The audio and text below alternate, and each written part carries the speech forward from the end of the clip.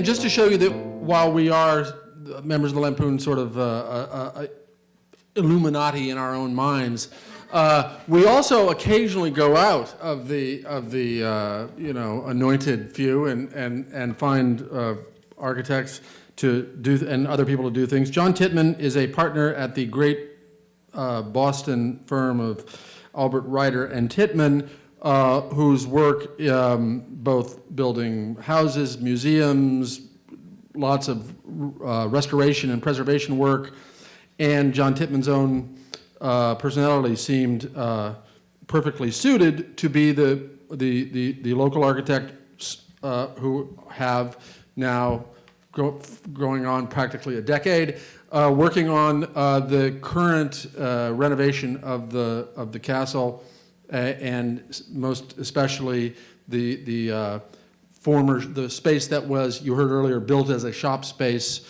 on the wide end of the Flatiron, and the basement, which was taken away from commercial use a few years ago and is now slowly but surely being turned back into useful Lampoon space. And John is going to talk a little bit about the challenges that he's faced in this ongoing project.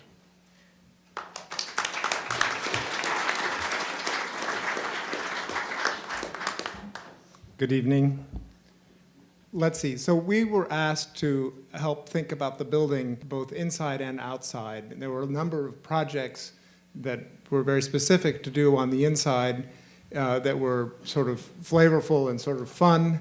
And then there was also some very down and dirty, quite dirty work that had to happen in the basement, and also work on the exterior. So this is sort of a quick overview of the kinds of things that we've been doing.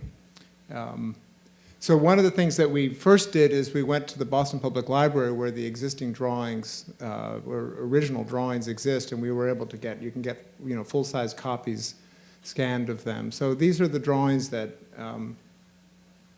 so this is the long section of the building. So the cross sections of the building. The building is, as you've now probably gathered, is on 3 levels, sort of a basement level, and this is the street line right here. The first floor, which had all those offices, and then basically the second level is a great big hall with a little bit at the far end was that little eyrie, the so-called ibis room. Next. Here is the Plimpton Street elevation, which had a shop right from the very beginning as income producing, as we heard. And then also the basement was used as income. So recently the Lampoon has sort of taken back those spaces for their own use. So these spaces were never designed. They were just sort of sheds for whichever shop or function was being used in them. So they have no flavor whatsoever. Next. So one of the first jobs that we had to do was to go in and fix the basement and put new bathrooms in. They were just, it was sort of outrageous how they were living in there. And that involved sort of digging down below the level of the sewer line. So then we had to put in an ejector pump and had all these wonderful Irish guys come down and do the digging. But we designed, sorry for the slide, it's a little faded, but we designed bathrooms that we felt would be in flavor of what Wheelwright might have done had he had the, had this been part of the program. Next. And so this is an in-construction picture of the kind of tile work and work we did in there to try to keep the sense of the character of Wheelwright's work in the more finished spaces. Next. So we collected sort of a list of all of the various projects. You can see here again the plan. This is the upper room, the main great hall, the little rooms, the round room that Bill just showed us. This is the bookshop at Plimpton Street, which was most recently occupied by the Star Bookshop, so it quickly became known as the Star Chamber. And the basement, there's this room here belonged to, or for years it was a lunchroom, and then that space is now just sort of a room that spillover space for the staff of the Lampoon. And we rebuilt these bathrooms here, and then there's some aspect about possibly putting in a lift to make the building minimally handicapped accessible. Next slide. Also upstairs, the kitchen is kind of fallen apart. This is from the original drawings that we found at the Boston Public Library. So we know exactly how it was designed in 1909. Next slide. And then it's been sort of modified, and sort of the very cheap cabinets have been put in, and some of the flavor is nice, but it's needs a sort of an upgrade. Next slide. So we're proposing in this diagram here a kitchen that would function with modern appliances, but have some of the flavor of the original Wheelwright drawings. Next. Sorry for the fadedness of this. Well, the lights are a little bright, but that's what we'll just deal with it. This is a drawing, sort of a renovation that happened a few years later in the 20s, probably not by Wheelwright, I guess, at that point. Correct me if I'm wrong, but it would have been his successor firm. And they laid out this lunchroom for Harvard students, presumably. Next slide. And so we are sort of trying to imagine how that room might be done up with fanciful ibises and built-in banquettes, and still allow the room to be a very all-purpose kind of room without too much programmatic restrictions. And in this diagram, we're showing how a lift, if it needs to be put in, could happen. Next slide. Then the Star Chamber, which is down at Plymouth, and we did a whole series of studies for the trustees. I'm just excerpting a few of them here. One of them was to make a room that was triangular shaped, which would have doors that lead to nothing, or to closets, or to funny rooms inside rooms. Next slide. Or we would do a Dutch room, like what we saw pictures of earlier for the original rooms in the first floor. Next slide. Or variations on these themes, rooms that you'd come into and not see how to get out, or the door that goes to an elevator, a fireplace that doesn't function but gives you the flavor of these old rooms. Next slide. And then this is just recently put in. This is Michael Frith's spectacular stained glass window, full of all kinds of inside jokes and witticisms that you could spend maybe an hour discussing this, but we don't have time. Next slide. Most importantly, from a fire safety point of view, this is a plan of the Great Hall.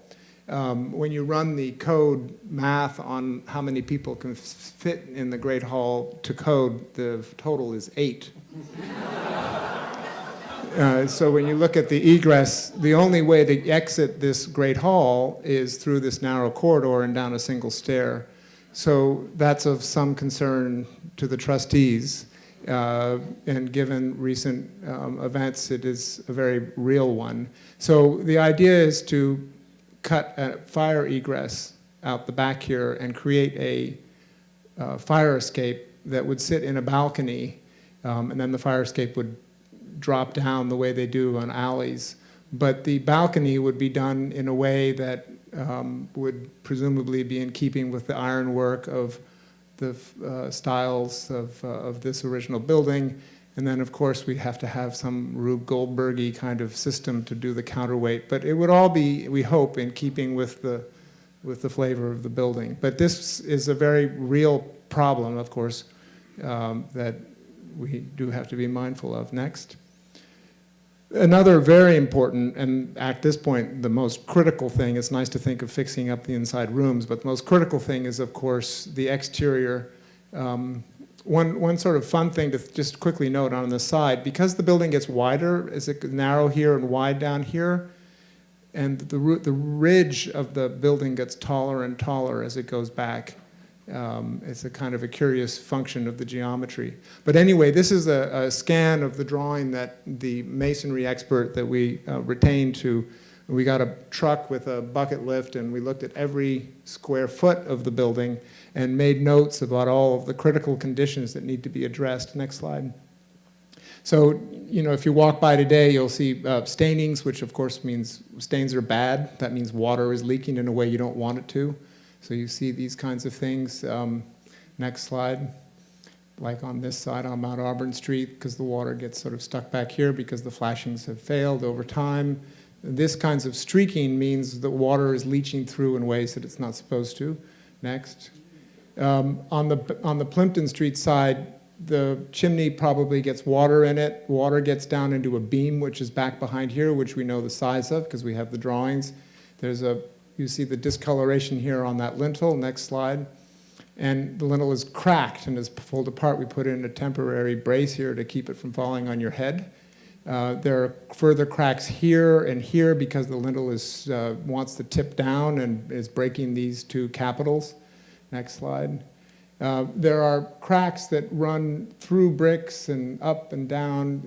They chase their way down through the building. These all we've noted, and we want to pay, next slide, and we're going to be sort of paying attention to how to put them back together. Because what happens is the water gets inside the building, and there are steel beams inside holding the building. And when steel rusts, it expands about 10 times its actual size, and it literally lifts the building up in that dimension. And engineers call it rust jacking. And that's what's happening here. And this piece of stone is being pushed out, and each time the stone moves, more water gets in and the problem gets worse. Next slide. So there are all kinds of fissures, and the green, bad, that means water. Next slide. Cracks come even down through the stone, and you can see how this crack goes right through two separate pieces of stone. And then we can chase it up through here, so there's settlement that's happening. Some of it we're not going to be able to fix, but we are keeping an eye on them. Next slide. So that's my last slide. So the basic thing about the exterior is the stitching time saves 9. And the building, now more than 100 years old, needs every 100 years you should fix the building whether it needs it or not kind of thing. And it's time now for this building. Thank you.